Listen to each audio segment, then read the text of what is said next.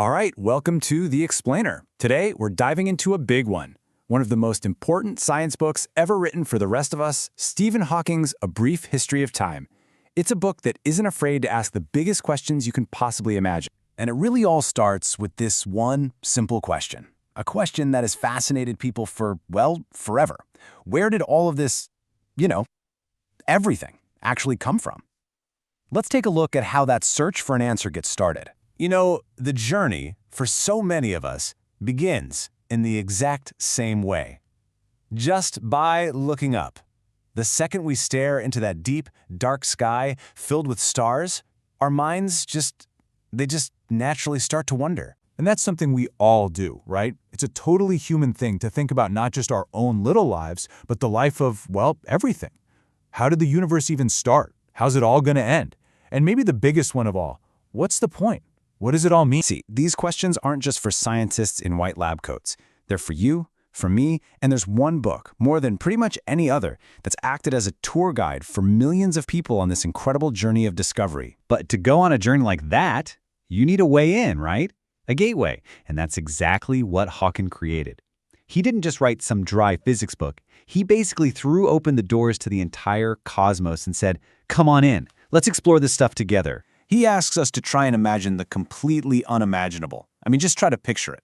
A single point. It's infinitely small, incredibly hot and dense, and it has all the stuff of our entire universe packed inside. And then, bam, in a blink, it just explodes outward, creating the reality we live in today. And the tour doesn't just stop at the beginning. Oh no.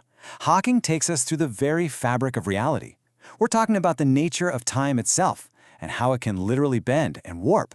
He dives deep into the mind-bending mystery of black holes, these places where our rules of physics just completely fall apart. And he even plays with the incredible idea of time travel. But that's the real question, isn't it? How on earth did he do that? How could one person take these gigantic, complex ideas and make them understandable to you and me? Well, that was Hawking's true genius. This right here, this is the secret sauce. See, on one hand, you've got physics, which usually speaks in the language of super dense math, right? General relativity, quantum mechanics, stuff that can make your head spin. But instead of pages of equations, Hawking gives us these brilliant, simple analogies. Like, think of space-time as a big, stretchy rubber sheet. Planets and stars are like bowling balls that create dips in the sheet, and those dips guide how other things move.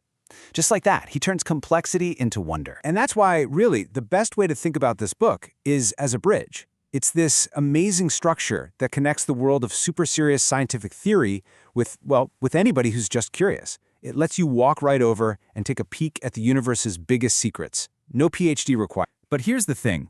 Ultimately, this book isn't really about the facts and the formulas. It's about something way more human.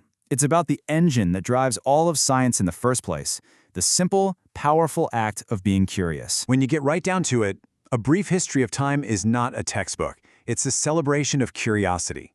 It taps into that restless part of all of us that isn't happy just knowing that things exist. We have this deep, burning desire to understand the why and the how. And Hawking himself, he managed to boil this entire philosophy down into a single, powerful piece of advice.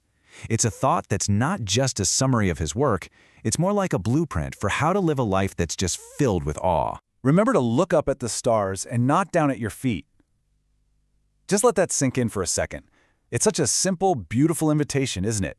To lift our eyes up from all our daily worries and just connect with something so much bigger. It's a powerful reminder that our greatest tool for understanding the universe, it isn't a massive telescope or some supercomputer. It's our own curiosity. That's our real guide through this vast, amazing, and mysterious cosmos. So, in the end, the book doesn't leave you with all the answers neatly tied up in a bow.